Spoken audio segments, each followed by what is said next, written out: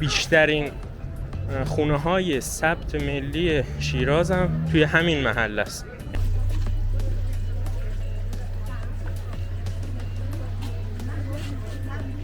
به سمت گودی که به اینجا میگن گود درویش ها. مغازه پالوده فروشی جوانمردی هست که الان روز تعطیل جمعه بسته است. اولین در آهنی این محله بوده. همه بهش میگفتن خونه در آهنیون. در مغازه ها خیلی قدیمیه. این خونه بهش میگفتن خونه سرپتیا. چوبایی که میبینید بهش میگفتن مالبند. رسیدیم به بازارچه ارمنیای شیراز. خب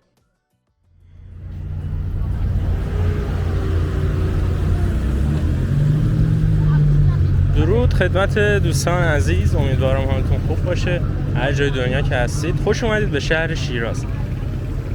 اینجا دروازه کازرون یا دروازه شوش قدیمه. بازم با جمعی از دوستان اومدیم تور بافتگردی محله سنگ سیاه که جز قدیمی ترین محله های شیرازه و بیشترین خونه های ثبت ملی شیراز هم توی همین محله است. اینقدر دیگه قدیمیه. این هم که از بازارچه محلی دروازه کازرون. بریم جلوتر.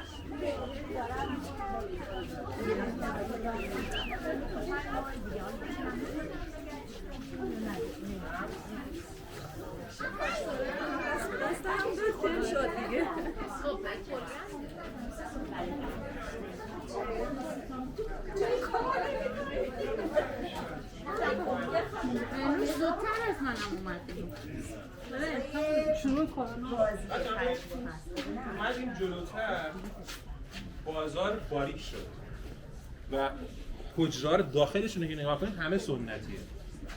احتمال قریب به یقین دروازه تازه اینجا بوده و این بندایی در مغازه اطراف گاهن پایه های یه سری چیزا رو پیدا میکنن. از این احتمال میگیم دروازه اصلی یه روز اینجا بود. ولی اینکه الان مثلا شخص مثلا 100 ساله 110 ساله رو داشته باشیم که نشونمون بده اینجا بوده، نه. ما فقط دو تا عکس از دروازه باغشاه چاره زن دور دهمالی از اون دروازه شیراز داریم. از هیچ دروازه شیراز عکس نداریم. یه سری نقاشی دیگه مثلا دروازه اصفهان اینا هست که الان شده مغازه. الان درست بستن. آب انبار خیلی قدیمیه و می‌بینید که جلوی سقاخونه است. بافت همه چیش به هم بافت دیگه در هم پیچیدگیه. خب از عمدی که این اومده اینجا ساخته شده. بریم.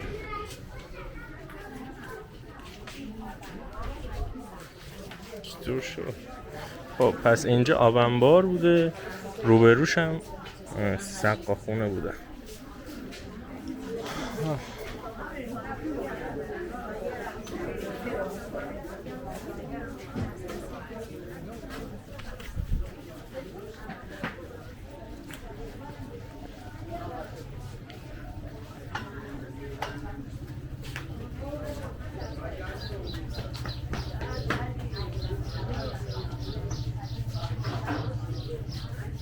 هنوز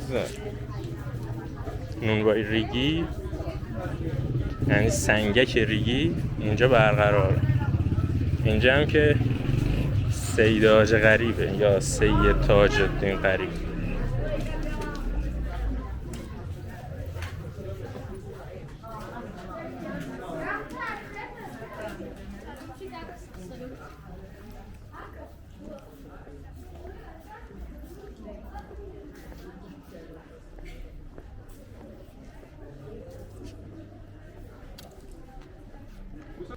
اینجا دیگه یه ویژگی که داره بیشتر کوچه ها ختم میشه به این سیدآج غریب که اون سمت هم میره به محله سنگ سیاه.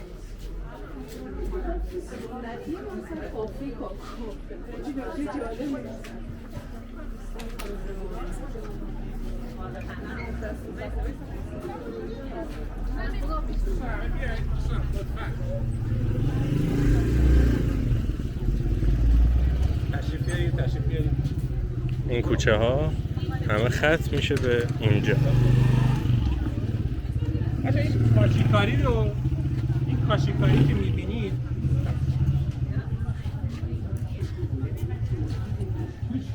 فرشته‌ای رو میبینید، فرشته‌اش مرده، ماله. خب اینجا بهش میگن کوچه مغنی ها، اون شاهکن و اینا میگن. اینجا که الان وایسادیم حموم دروازه کازرون بوده یه موقع و داریم میریم به سمت کوچه افراسیابی.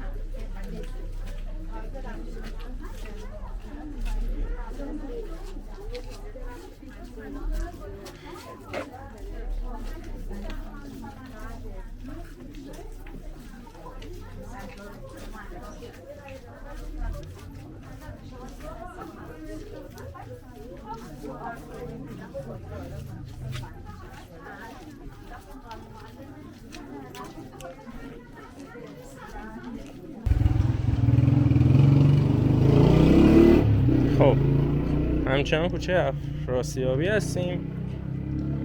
کنار دست اون سمت چپ خیابون قانی کهنه که یه موقع خندق بوده، بعد مشیرالملک میاد اینجا باغ درست میکنه و میشه باغ سر خندق. اینجا تأسیسات مشیر هم هست، باربند مشیر، دربند مشیر هم هست. اونایی که عقب هم برسن بعد توضیح بدید. شما واقعا فقط دو سه متر فاصله پیدا کنید. باشه خب. شما کوچیک تاریکه. پشت سر ما. خب حالا چرا شده اینجا کوچه افراسیابی؟ چون که اینجا خونه سرهنگ افراسیابی بوده که دیگه پارکینگ شده دیگه، چیزی نیست.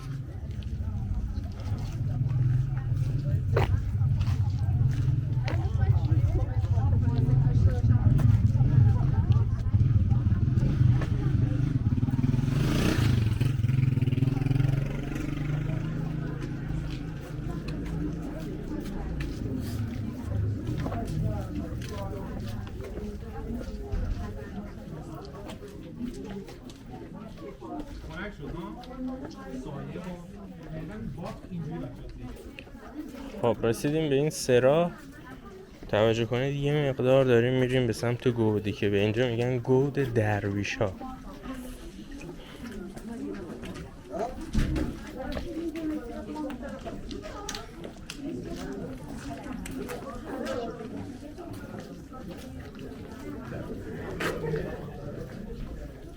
هی داره گودتر میشه. مثلا الان سرشون اومده اندازه سینه من، حال نگاهی من میارم پایین.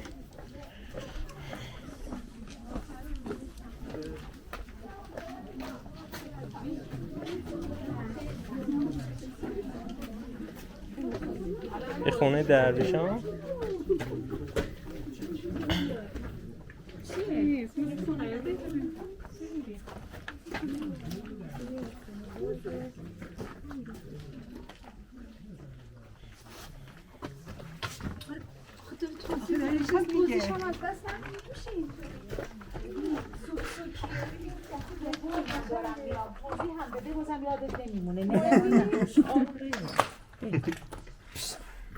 باید 10 دفعه خب دیواراش چقدر بلنده اینجا. انتهای افراسیابی دور درویشان آره این خونه شاغلان پیروان بنابراین باید گذاشته فلک فخرآباد هم اقوامش اینجا زندگی الان هم فرهنگ شهر. خب اینجا هم خونه شاغلان و پیروانی، مربیای میگن صبح که بیان اجازه فجر بودن، الان افشین پیروانی هم دیگه توی پرسپولیس داره کار میکنه. خب خب این در اولین در آهنی این محله بوده، همه بهش میگفتن خونه در آهنیون. این هم از کوچه عجب و پذیر.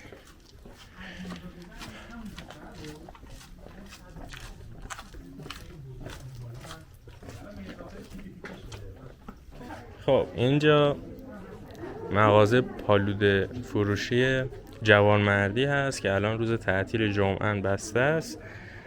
یکی از قدیمی ترین و معروف ترین پالوده های شیراز رو داشته. اینجا هم کوچه مغنی ها هست. این اکثر مغازه ها خیلی قدیمیه. یه حجره باید بگیم.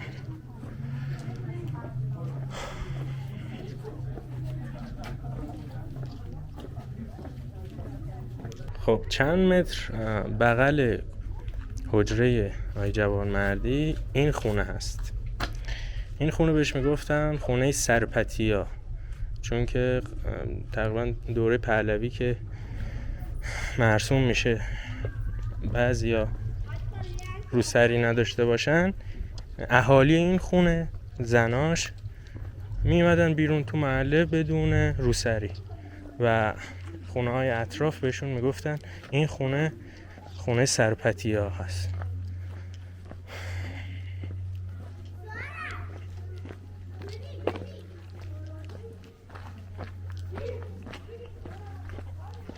آموز برست.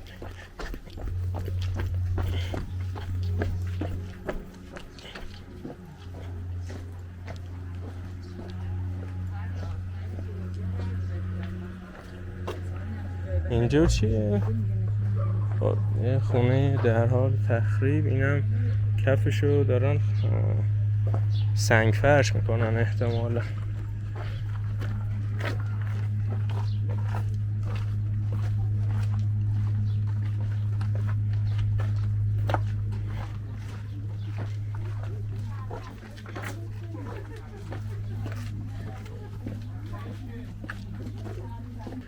خب اینجا بهش میگم بنبست موسوی و این هم خانه موسویه.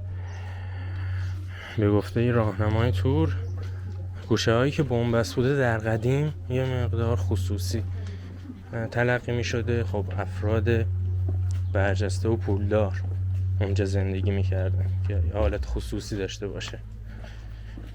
کلاسش اونجوری بوده، کلاس بالا حساب می شده.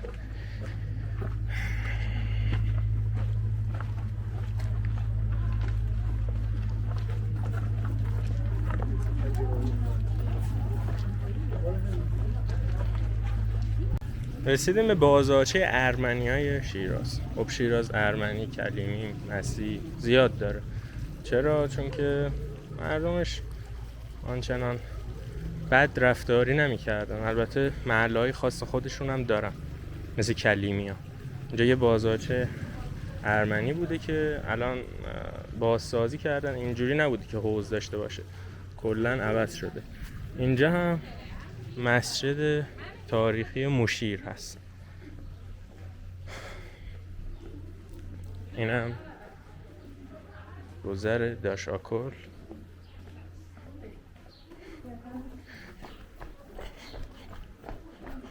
فکر کنم بازارچه مشیرم بهش میگن. خانه سنتی ستایش.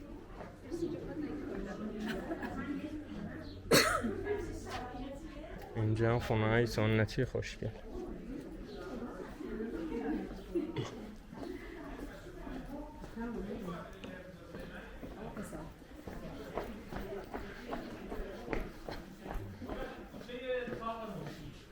تاق مشیره اینجا. سرای مشیر اونجایی که پایین بنده هستن ها، چارسوق مشیر. دو ماه کوچه تاق مشیر. این کوچه داشاکل هم بهش میگن چون فیلم داشاکل اینجا بازی شده. شخصیتی به نام داشاکل توی شیراز وجود نداره. اکبر دوی محمد بوده که آقای هدایت اسمش رو گذاشته داشاکل. جناب نصیر بگیم که خاتم شیراز از اصفهان هم بهتر. نه بهتر نیست. منظور بهتر از شیراز نشأت پیدا کرده. کیفیت هم بهتر. آره کیفیت این ناسیونالیسم باید باشه. گفت که شیرازی نیستن. حالا ایران هستن.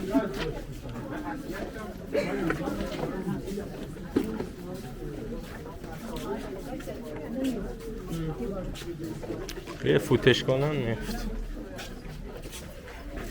میگن این دیوارو هم در حال رنبیدن. شیرازی ها نمیگن میفته، میگه داره میرنبه. خب انقدر گفتیم مشیر اینم خانه مشیره. اینا چوبایی که میبینید بهش میگفتن مالبند. نگاه یه جمع رفته داخل. بند اسب و قاطر و اینا رو میبستیدن به این مالبندا.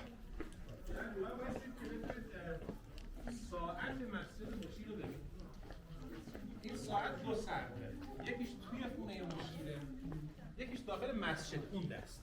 مسجد مشیر این ساعته یه سمت به سمت خونه مشیر بوده، یه سمت به مسجد مشیر و یه طرفش با اقرباش با یه طرف دیگه فرق میکنه.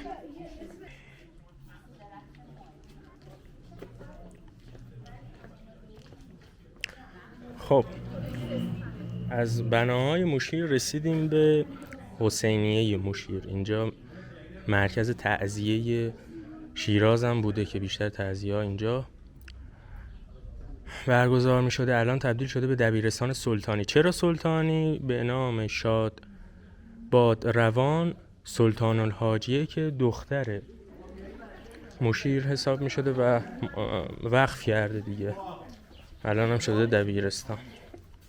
7000 متر باقی خانه بشریات تو محله بیدوشتا که ما امروز کاریم. این هم از سقاخونه مشیر. اونجا میشه انتهای دربند اینجا هم تاق بوده. و این کوچه هم قسمت اون یادم از دفعه آخر کوچه مشیر میشه